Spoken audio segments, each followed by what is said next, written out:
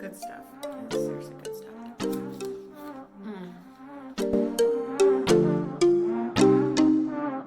Hello there and welcome to my channel. Happy Friday. I am basically living off of apples and peanut butter at this point. I am 38 weeks pregnant and 1 week from my elective induction. So one of the most common questions I see at this point in pregnancy, well, probably like a month ago in our mom groups, the most common question that everyone is asking is, what are people doing? Are you waiting until the due date? Are you doing elective induction?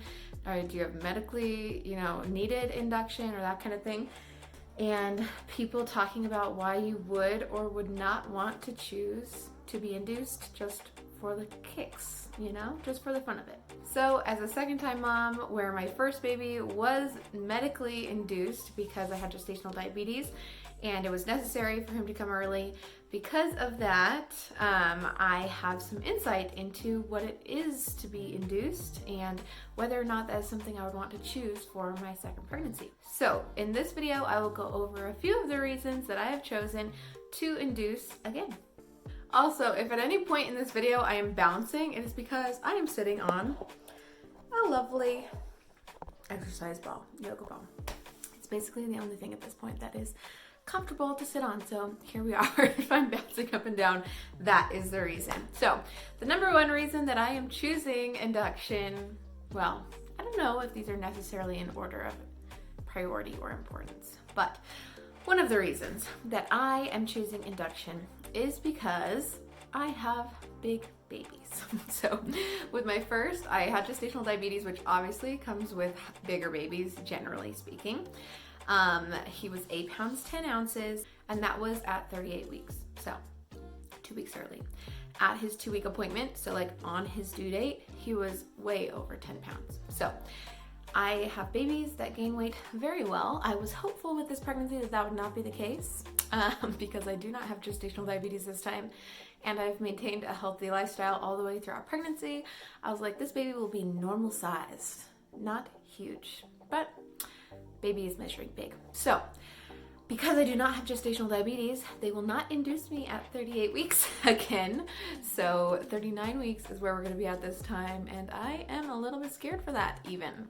I'm afraid if I did not get induced at 39 weeks, I might go to 40 weeks and have a 10-pounder. Now, I tore quite badly with my first baby. He got stuck, he was big, and I tore.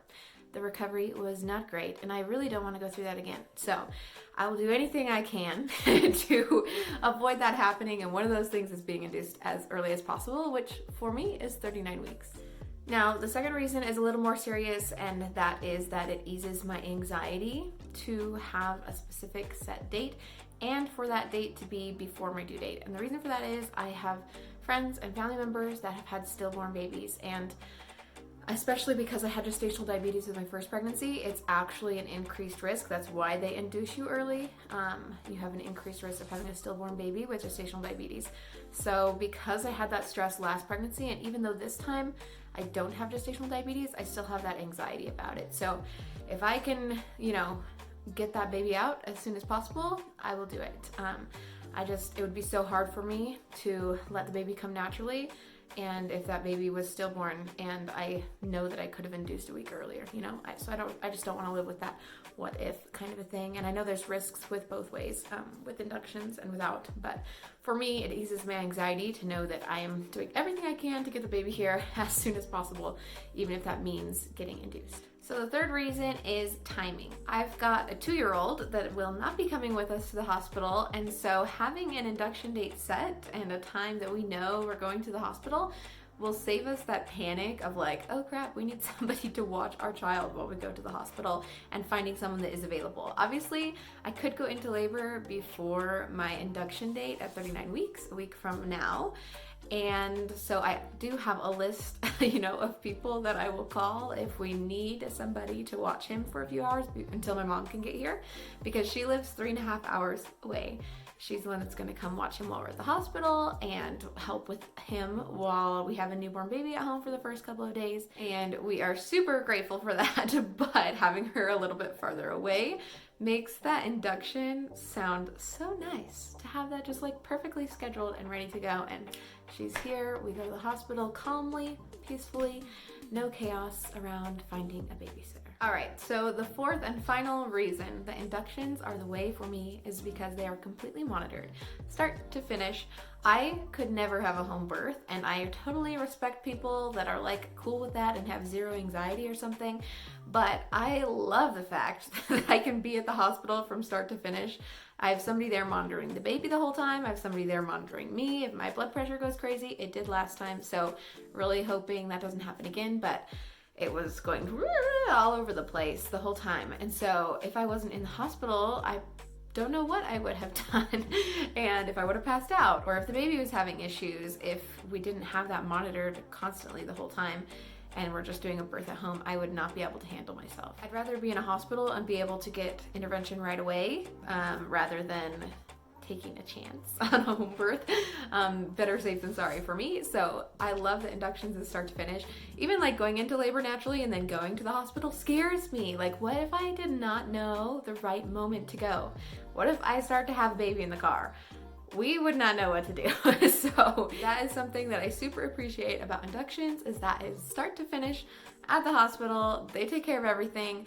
I honestly didn't mind it. Some people don't like being in the hospital forever. I'm like, what's the issue? Other than the fact that I couldn't eat, which I was really not super excited about. Other than that, like being in the hospital was kind of nice, I'm not gonna lie. It was relaxing. We played card games. We watched shows. I mean, it's not the worst thing. You have nothing to focus on other than like, is the baby okay? Is mom okay? And are we entertained?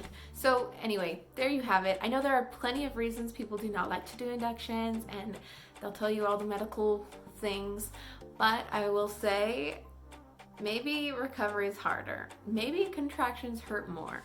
But honestly, it eases my anxiety enough and it is convenient enough that it kind of outweighs the other things for me in my mind. All in all, we are just super excited to get this little girl here. So if she comes today, awesome. If she does not, which it doesn't seem like she's gonna come today. If she doesn't come today, that's fine, because next week we've got an induction scheduled. It's all ready to go. My hospital bag is packed, and it's gonna be great. Thanks so much for watching. Don't forget to like this video down below so I can know that I'm talking to a real person. And if you haven't already, go ahead and subscribe to my channel so you can hang out with me in future videos. So keep on keeping on, be a little kinder today than you were yesterday, and I will see you in my next video.